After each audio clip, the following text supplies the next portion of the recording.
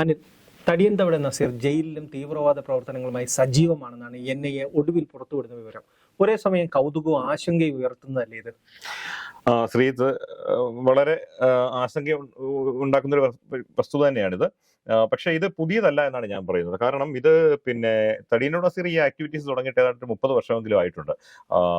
1997 Nayanar വധശ്രമ case മുതലാണ് അയാളുടെ ഈ ഇത്തരം ചരിത്രം നമുക്കറിയുന്നത്. അന്ന് അയാൾ അതിന് തുനിഞ്ഞത്, മുഖ്യമന്ത്രിയായിരുന്ന EK നായനാരെ വധിക്കാൻ തുനിഞ്ഞത് എന്റെ പ്രകോപനം എന്ന് പറയുന്നത് അബ്ദുൽ നാസർ മദനിയെ തമിഴ്നാട് പോലീസിന് പിടിച്ചു കൊടുത്തു എന്നുള്ളതായിരുന്നു കേസിൽ പറഞ്ഞിരുന്ന വസ്തുത.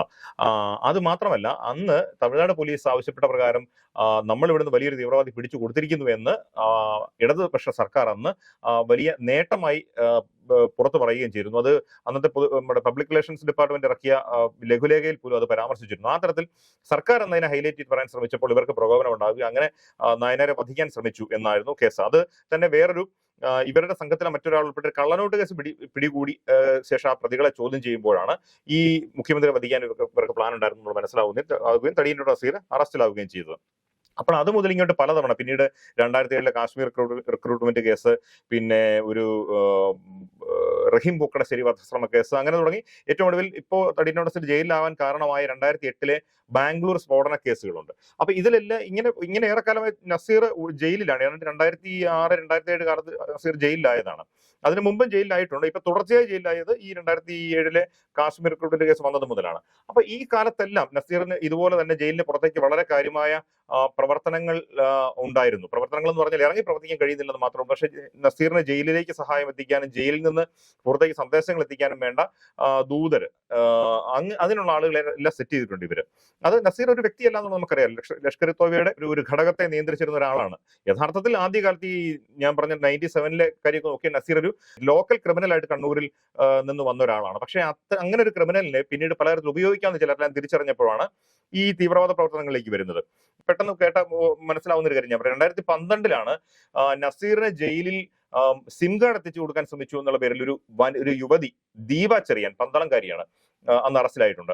അത് ദീപ ചെറിയാൻ അടുപ്പുള്ള മറ്റൊരു നൌഷാദ് എന്നൊരാൾ ജയിലിൽ കിടക്കുമ്പോൾ നൌഷാദിനെ കാണാൻ സ്ഥിരമായി വന്നുകൊണ്ടിരുന്നപ്പോൾ നസീറിന് ഒരു സിം കാർഡ് ആവശ്യമുണ്ടെന്ന് നൌഷാദ് ആവശ്യപ്പെട്ടനുസരിച്ച് ദീപ എത്തിച്ചു കൊടുക്കുകയായിരുന്നു.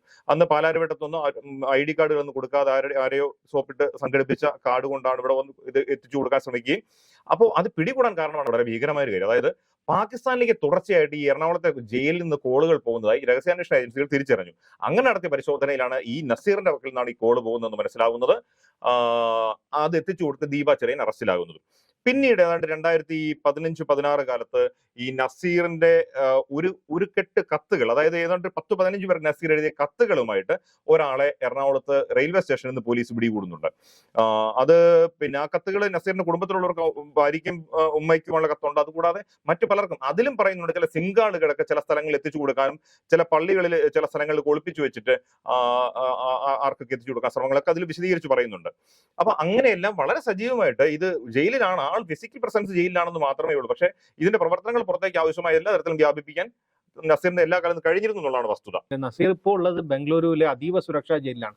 അവിടെ നിന്നും ആൾക്കാരെ, ചെറിയ കേസുകളിൽ പെട്ട് വരുന്നവരെ തീവ്രവാദത്തിലേക്ക് ആകർഷിക്കാൻ കഴിയാൻ എന്ന് പറയുന്ന വലിയ ആശങ്ക ഉണ്ടാക്കുന്ന കാര്യം. അതായത് റുവാണ്ട എന്നൊരു സൽമാൻ ഖാൻ എന്ന് പറഞ്ഞൊരു പ്രതിയെ പിടികൂടി ബാംഗ്ലൂരിൽ എത്തിച്ചിരിക്കുന്നു NIA. അതിനെക്കുറിച്ചുള്ള വിവരമാണ് NIA കഴിഞ്ഞ ദിവസം പുറത്തുവിട്ടത്. അതിലാണ് നമ്മൾ ഈ പറഞ്ഞ വസ്തുതകളെല്ലാം വ്യക്തമാവുന്നത്. അതായത് 2017-ലോ 2018-ലോ ബാംഗ്ലൂർ പരപ്പന അഗ്രഹാര ജയിലിൽ വന്ന ഒരു പോക്സോ കേസിൽ പ്രതിയെ വന്നയാളാണ് ഈ സൽമാൻ ഖാൻ. അയാളെയാണ് നസീർ ഈ വഴിക്ക് നയിച്ചത്. ഏതാണ്ട് 5 പേരാണ് ആ കേസിൽ പ്രതികളെന്നാണ് എനിക്ക് തോന്നുന്നത്. ബാംഗ്ലൂർ പോലീസ് ആദ്യം കഴിഞ്ഞ വർഷം 2023 ജൂലൈയിൽ ഈ കേസ് എടുത്തു. അതിനുശേഷം ഒക്ടോബറിലോ മറ്റോ NIAക്ക് കൈമാറിയ കേസാണിത്. അപ്പൊ ഇതിലെ എല്ലാ പ്രതികളെയും നസീർ ഇതുപോലെ തീവ്രവാദത്തിലേക്ക് എത്തിച്ചതാണ് എന്ന് അവരുടെ മൊഴിയുണ്ട്. അപ്പോ അവര് 3-4 പേര് നേരത്തെ അറസ്റ്റിലായിരുന്നു. പിന്നീട് ഇത് മുങ്ങിയ സമയത്താണ് മുങ്ങിയ പ്രതിയാണ് റുവാണ്ടയിൽ എത്തിച്ചത്. ഇവരുടെ പദ്ധതി ബാംഗ്ലൂർ നഗരത്തിലെ മറ്റു പല സ്ഥലങ്ങളിൽ സ്ഫോടനങ്ങൾ നടത്താനുള്ള പദ്ധതിയായിരുന്നു ഇവരിട്ടെന്നാണ് പോലീസ് അത് പറഞ്ഞിരിക്കുന്നത്. ഇതിനാവശ്യമായ സ്ഫോടക വസ്തുക്കളും ആയുധങ്ങളും ഒക്കെ എത്തിച്ച ആളാണ് ഈ സൽമാൻ എന്ന് പറയുന്നത്. അതുകൊണ്ടാണ് സൽമാനെ അന്ന് കിട്ടിയില്ല, ഇപ്പോൾ അറസ്റ്റ് ചെയ്ത് ഡിപ്പോർട്ട് ചെയ്ത് എത്തിച്ചാണ് NIA അറസ്റ്റ് ചെയ്തിരിക്കുന്നത്. ഇതാ ഞാൻ നേരത്തെ പറഞ്ഞതുപോലെ ഇത് പുറത്തേക്ക് കണ്ണികൾ വിപുലമാവുകയും നസീറിന് ജയിലിൽ കിട്ടുന്ന ആളുകളെ, കയ്യിൽ കിട്ടുന്ന ആളുകളെ നസീർ അവിടെ വെച്ച് തന്നെ ഈ തരത്തിലുള്ള കാര്യങ്ങളിലേക്ക് ബോധവൽക്കരിച്ചു കൊണ്ടുവരുന്നു. പിന്നെ അതിനുള്ള ആയുധങ്ങളും വെടിക്കോപ്പ് സാമഗ്രികളും സാധനങ്ങളെല്ലാം പുറത്തുനിന്ന് എത്തിക്കുന്നു. ഇപ്പോൾ തന്നെ ഈ ബാംഗ്ലൂർ സ്ഫോടന കേസിനുള്ള സ്ഫോടക വസ്തുക്കൾ എല്ലാം സംഭരിച്ചത് കേരളത്തിൽ നിന്നാണ്. പെരുമ്പാവൂരൊക്കെ മോഷണം നടത്തിയാണ് പോലും ഇത് സംഭരിച്ചത്. വാഹനങ്ങള്, ammonium nitrate, electric detonator, gelatin stick ഒക്കെ ഇവിടെ നിന്നൊക്കെ സംഘടിപ്പിച്ച് കൊണ്ടുപോയതാണ്. അപ്പൊ അതൊക്കെ കേസിൽ വന്നിട്ടുള്ളതാണ്. അപ്പൊ അങ്ങനെയെല്ലാം അകത്താണെങ്കിലും പുറത്ത് ഈ തരത്തിൽ പ്രവർത്തിക്കാനുള്ള എല്ലാ വഴികളുമുണ്ട്, എല്ലാ ശൃംഖലകളുമുണ്ട്, എല്ലാ സന്നാഹങ്ങളും ഉണ്ടെന്നുള്ളതാണ് ഏറ്റവും ഭീകരമായ ഒരു കാര്യം. ഞാൻ നേരത്തെ പറഞ്ഞ നസീർ 2006, 2007 മുതൽ ജയിലിനുള്ളിൽ തന്നെയാണ്, പുറത്തു വന്നിട്ടില്ല. പക്ഷേ ഈ കാലത്തെല്ലാം അയാൾക്ക് പിന്നെ ഈ ഇങ്ങനെ ഉള്ളിൽ നിന്ന് പ്രവർത്തിക്കാനുള്ള സൗകര്യം ഉണ്ടായിരുന്നു എന്നുള്ളതാണ് പ്രധാനപ്പെട്ട കാര്യം. ഈവൻ നമുക്ക് നമ്മുടെ അബ്ദുൽ നാസർ മദനിയുടെ പഴയ ശിഷ്യനായിട്ടാണ് നസീർ അറിയപ്പെടുന്നത്. അബ്ദുൽ നാസർ മദനി ആദ്യം ഫോം ചെയ്തിരുന്ന ISSൽ പ്രവർത്തിച്ചാണ് നസീർ തുടങ്ങിയതെന്ന് പറയുന്നുണ്ട്. പിന്നീട് PDPയിലും അംഗമായിരുന്നു. അബ്ദുൽ നാസർ മദനി 2007 ഈ തമിഴ്നാട് സ്ഫോടന കേസിൽ നിന്ന് കുറ്റവിമുക്തനായി പുറത്തു വന്ന ശേഷം പോലും നസീറും ബാംഗ്ലൂർ സ്ഫോടന കേസിലെ മറ്റൊരു പ്രതിയായ സർഫറാസ് നവാസും അടക്കമുള്ളവർ മദനിയെ സന്ദർശിച്ചിട്ടുണ്ട്.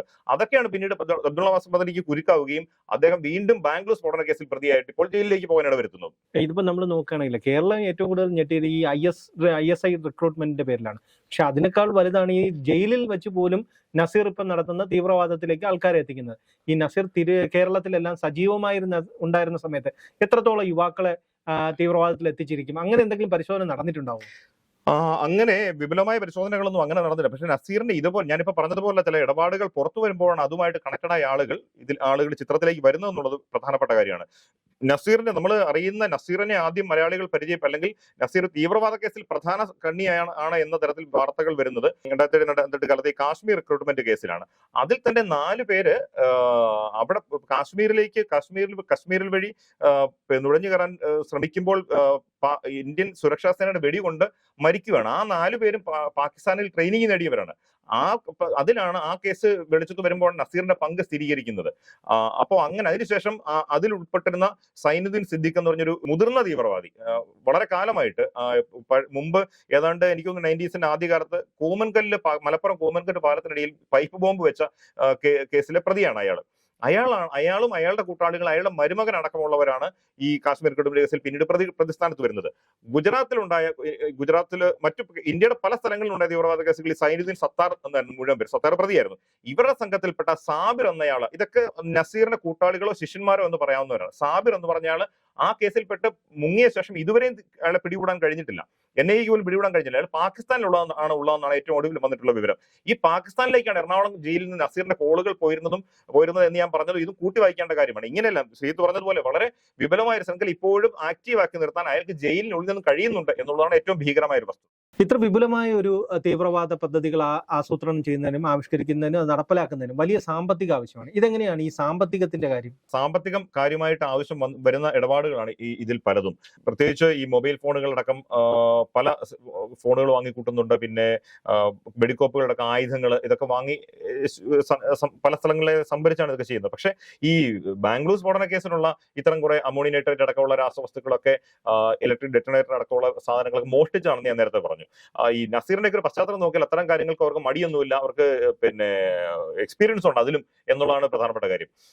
ഈ നമുക്ക് അറിയുന്ന വളരെ വ്യക്തമായിട്ട് സാമ്പത്തിക സ്രോതസ് ഇവർ വ്യക്തമായിട്ടുള്ള ഒരു കേസിനെ കുറിച്ച് ഞാൻ പറയാം. ഈ കാശ്മീർ റിക്രൂട്ട്മെന്റ് കേസിൽ പ്രതിയായിട്ട് അന്ന് വിദേശത്തു നിന്നാണ്, എനിക്ക് എന്റെ ഓർമ്മ ശരിയാണ്, ഒമാനിൽ നിന്നോ മറ്റോ ആണ് ഈ സർഫറാസ് നവാസ് എന്ന ആളെ അറസ്റ്റ് ചെയ്ത് രഹസ്യാന്വേഷണ ഏജൻസികൾ അറസ്റ്റ് ചെയ്ത് ഇന്ത്യയിൽ എത്തിക്കുന്നത്.